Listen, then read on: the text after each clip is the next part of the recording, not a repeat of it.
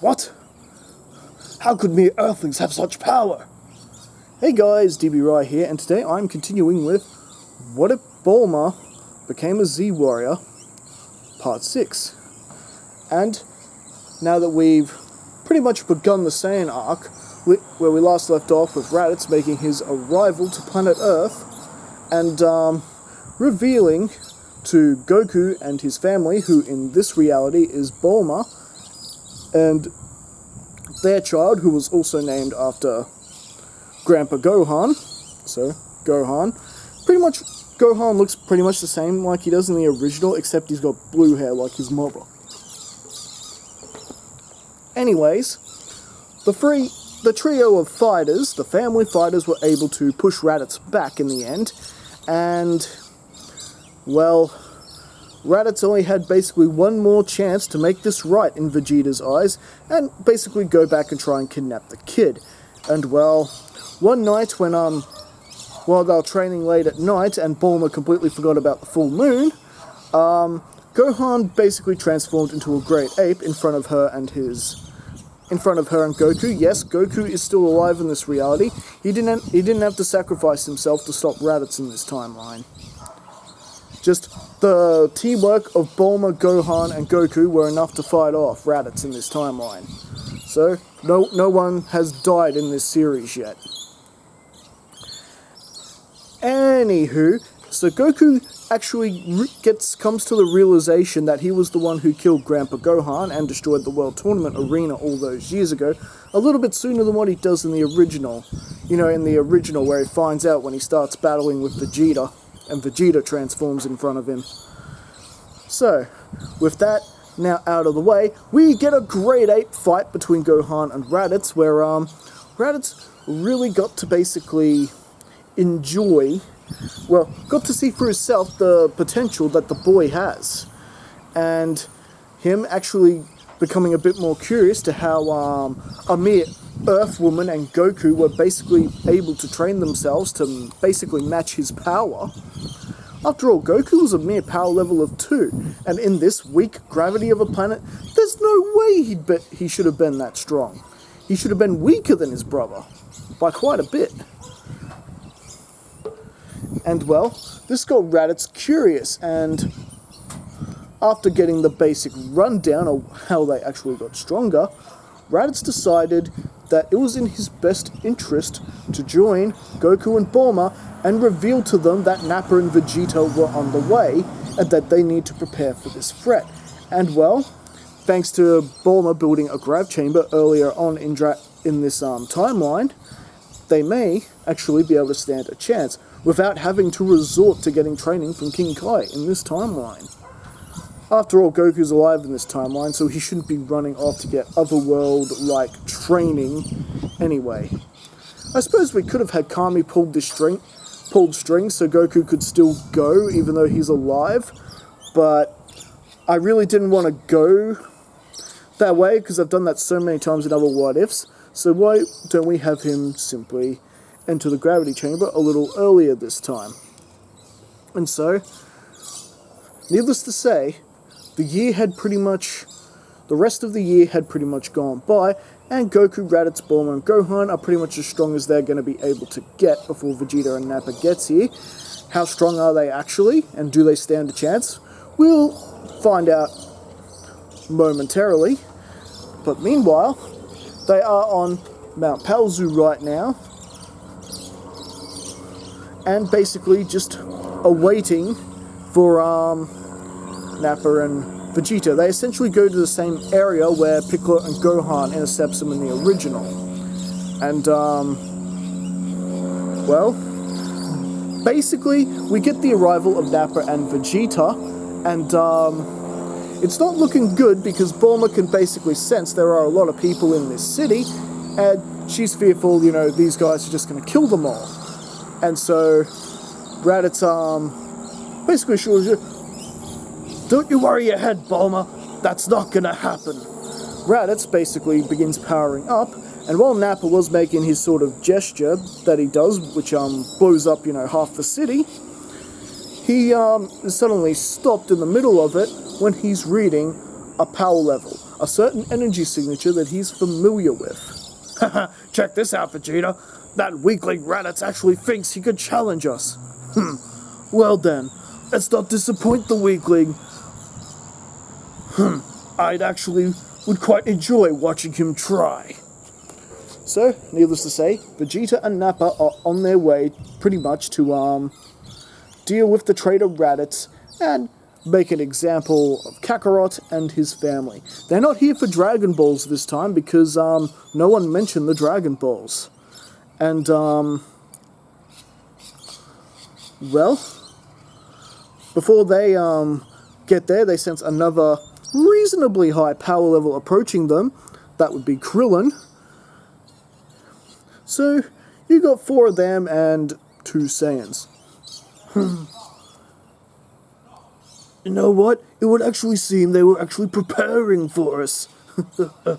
Here, look at them all lined up for the slaughter. Tell me, Nappa, how many of those Cybermen do we have?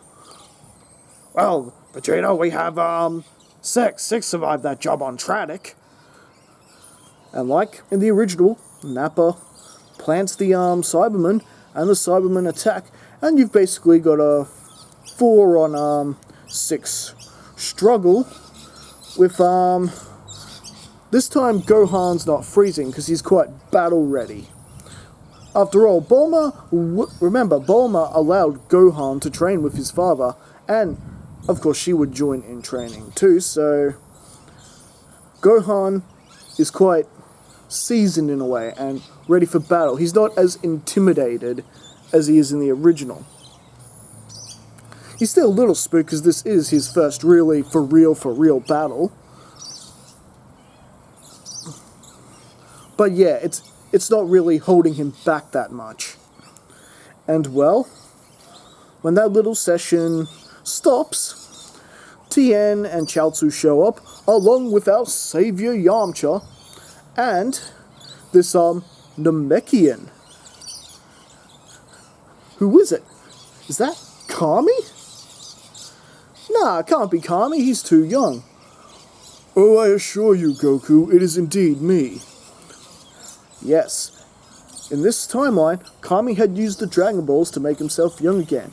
Well, why is that DDI? Well, because Goku didn't die in this timeline, no one was using the Dragon Balls, and Kami, realizing that this is a real serious threat to the planet, like we're talking more serious than what King Piccolo could ever do, Kami basically decided that perhaps it was time that the Earth had a guardian that the Earth could truly depend on. Someone who's not afraid to get his hands dirty and do what needs to do to defend the Earth. After all, guardian the Earth, that's kind of his job. So, he used the Dragon Balls to make himself younger, which was enough to return him to the basically primal and pinnacle of his power, and spent the last year in the Room of Spirit and Time, basically catching up. And well, Say, how would you guys feel about having somewhat of a match? Now you're talking, Vegeta. Wow, this could be a lot of fun. We might be able to just sit back and watch. And well, much like in the original, Tien Shinhan fights first, defeating his Cybermen relatively easily, and then we got Yamcha battling his, Vegeta giving the Cybermen explicit instructions not to hold anything back, and well, just like in the original, Yamcha had his Cybermen beat, however, he let his guard down. And Raditz, thanks to Raditz being there, and knowing what was about to happen, Yamcha, you fool! Duck! Now! He ducks his head, and the Cyberman misses him right into the grasp of Raditz, who essentially does to that Cyberman what Piccolo does to that last remaining Cyberman. So in a way, I guess you could say Raditz is sort of the Piccolo in this reality. Well, I'm sure glad your brother's on our side this time, Goku. Hey, look at that, Vegeta. Raditz is finally stronger than a Cyberman. Shall we give him a round of applause? Why not? And they just sort of mockingly clap Raditz. You may mock me now, Prince, but that is nothing compared to what I have in store for you. And so, with things going the way they are, pretty much Vegeta's going, oh really? Well, we'll just see about that. And he orders the rest of the Cybermen to straight up attack Raditz. And Raditz just simply powers up his energy, literally vaporizing a lot of them. And this does catch Nappa and Raditz by surprising, as his power level is pushed, up to about the 3,000 mark. Raditz is still holding back at this point, by the way, but the power he was displaying now was about 3,000. Enough power to just vaporize the Cybermen. No problem. And so, the battle basically comes forth with Nappa getting in there, choosing who he wants to battle with first, and he basically attempts to charge Tien Shinhan. Raditz, who's sort of gotten adept to sensing energy, knows that this is basically going to be a one-sided fight, and if they're really going to have a chance of beating these two, they need the numbers. So Raditz, against his better nature, because remember, Raditz is more cautious than the rest of the Saiyans, he jumps in and goes, "You're going to have to get through me first, Nappa." Ha. "That'll be a great pleasure, you weakling." And we get a battle between Raditz and Nappa breaking out. "You guys keep on your toes. Vegeta could make a move any second." "Why would I bother? None of them are worth my time." Vegeta being so sure of himself. And Raditz is quite a bit nervous taking on Nappa. But DB Rai, you said Nappa, Goku, Bulma and Gohan spent time in the Grav Chamber. Wouldn't they be a lot stronger at this time, like being able to take on the Ginyu Force strong? Well, actually no. They didn't train up to 100 times Earth's normal gravity. They progressed up it very slowly. At the most, they got to about 20 times Earth's gravity. And while that's still quite a hectic push, they didn't spend a lot of time on the 20 times gravity, like a few days just on the 20 times gravity. And you got to remember, because of Rash's cautious nature, he's pretty nervous about having to fight Nappa. After all, Nappa used to beat the heck out of him all those times where when Nappa's insults would get the best of him and Raditz would actually, against his better judgment, try and take on Nappa. So Raditz's competence is keeping Nappa in this fight, basically. And just the fact that Nappa knows how Raditz fights is also a factor in this fight.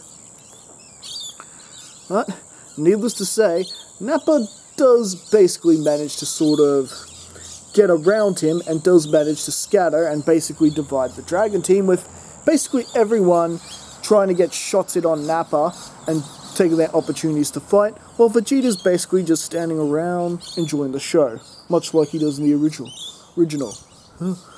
My Nappa, I'd be careful if I were you. You don't want these weaklings to get the better of you. Isn't that right? Don't you worry about me. These guys couldn't even beat me to save their life. Oh wait, that's exactly what they're trying to do. And so, basically, once Raditz gets in there and has another bit of a round with Nappa, actually getting the better of Nappa this round, some confidence does begin to flow into Raditz, and it's beginning to sort of turn around. And Nappa is beginning to come onto the losing side, especially when you got the rest of the Dragon Team who are also working together, waiting for their opportunities to take down Nappa. Vegeta's fears are coming to realize that Nappa is on the losing side of this. Especially with Goku, Bulma, and Gohan's team attacks, and, everyone else spent all that time on the lookout training with each other. It's not looking too good for the bad guys right now, let's put it that way. And Raditz, is really starting to really show his confidence, and he's really starting to get into the fight. As for Nappa, he's hanging in there, but it's really not doing that well. And meanwhile, Vegeta has decided that, I've had enough of this.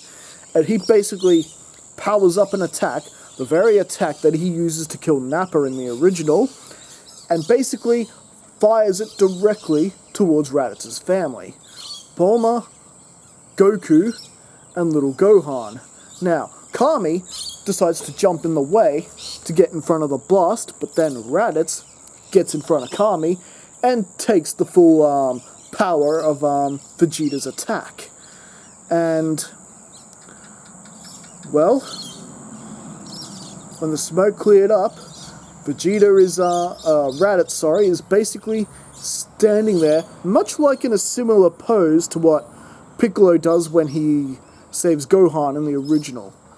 And, well, Raditz does kill over, and he's basically beginning the slow journey to death.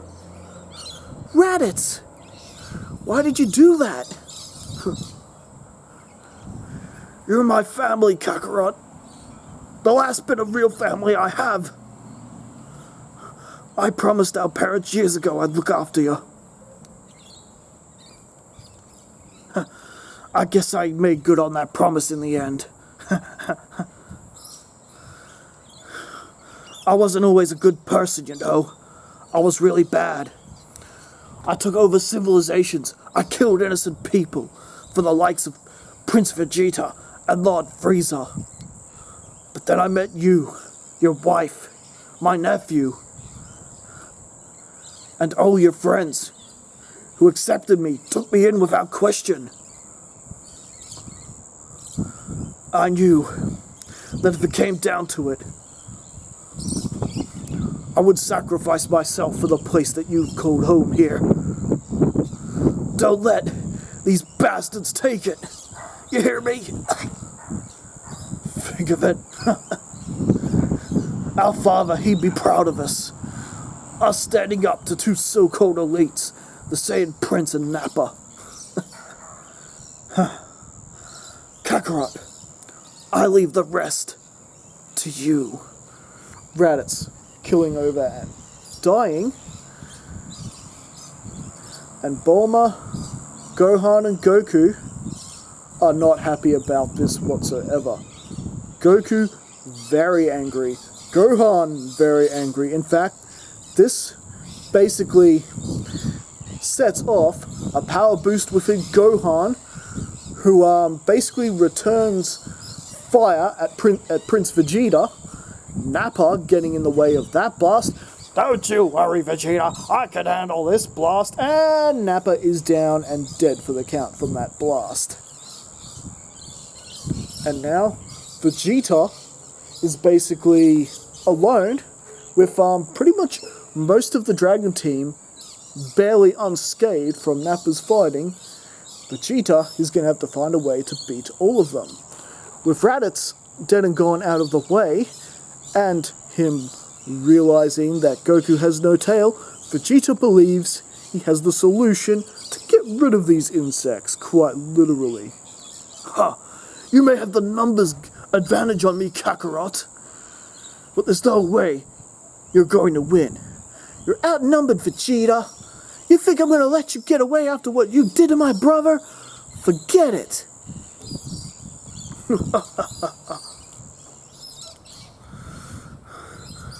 I have to admit, Kakarot, I admire your confidence.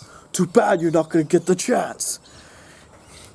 Here's a little trick from our race. Vegeta powering up an energy ball and throwing it up to the sky and transforming into his great ape, Zaru form. And, well, Vegeta thinks he has it won here. He is fighting around and everyone's spreading around trying to avoid being hit by Vegeta. However, Bulma had anticipated such a trick. Remember, Raditz was around. he gave them as much information on Prince Vegeta and Nappa as they could, including Vegeta's trick to fire an energy ball up to the sky. And whenever Bulma was in training, she was tinkering away on a bit of a counter device to deal with said problem. However, with her dodging around right now, it's really not looking good on whether or not she's going to be able to really have enough time to put this master plan into action. However, she does sort of spot Krillin and Tien, and basically she does this sort of gesture. This sort of gesture. Krillin and Tien know exactly what she's getting at. And Krillin and Tien spring into action, and both of them together do a double solar flare in Vegeta's face. Oh, my eyes, I can't see. This is unbearable. Oh. And well, this gave Bulma the chance to take something that she was tucking under her gi, just this sort of little device, and she pushed this button, and well, this sort of robot sort of launched from the Capsule Corporation building and began flying towards their location. And well, by the time it gets in range to do whatever it is it's going to do, the solar flare has stopped and Vegeta has basically resumed his attack. He's begun firing ki blasts from his mouth, trying to destroy everybody, but he's not exactly hitting anyone at the moment.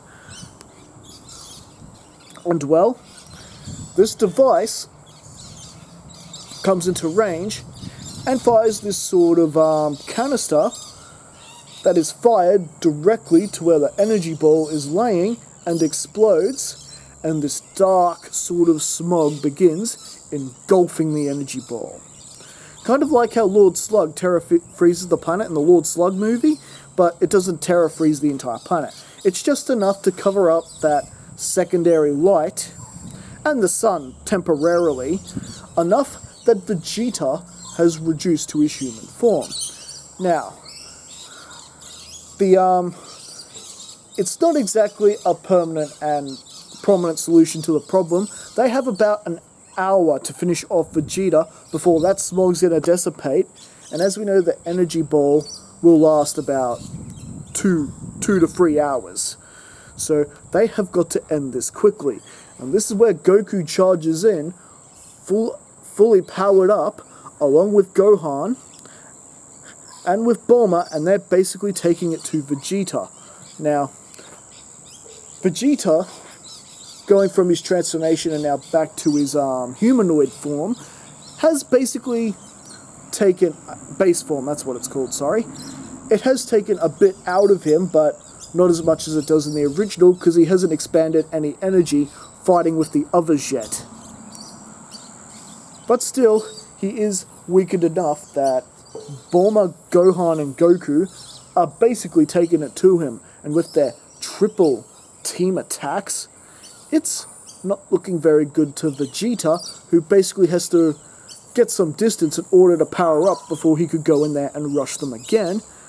And with their next exchange being a bit more equal, with Goku basically answering back by powering up himself. Now, thanks to the training in the Grav Chamber, the power that Goku can power up to is about the same he can with his 4x Kaioken in the original. So, at the very least, it's not like he's lost any power in this reality. So, this does resort to Vegeta having to fire a fully powered Gala gun at our heroes, and pretty much right then and there, Goku answers back with his Kamehameha, and basically he's putting everything he can just to sort of repel Vegeta's attack. And from there, basically Bulma and Gohan pretty much fill in Kamehamehas as well, adding to the power of Goku's, and pretty much everyone there more or less doing the same thing, and the power is definitely overwhelming Vegeta in a more alarming scale than what Goku did in the original. And, well, it basically sends Vegeta flying off to pretty much into the heavens like it does with the original, with him crashing down a bit later. Now, is Vegeta dead? Actually, no. He just managed to sort of survive that somehow, getting himself off the wave of the blast. And, well, he didn't have enough energy to sort of regain control of himself and fly. No, he just crashed back down, like I said. He's barely alive at this point. He can't fight anymore, basically. So from here, he's basically got to call in his ship and get out of there, which essentially he does. And, well, Goku ultimately decides that to basically let Vegeta go. If he comes back and looking for trouble, they can beat him again. And it's not like Goku's not going to be able to see his brother again. They can bring him back with the Dragon Balls because, well, Kami isn't dead in this timeline.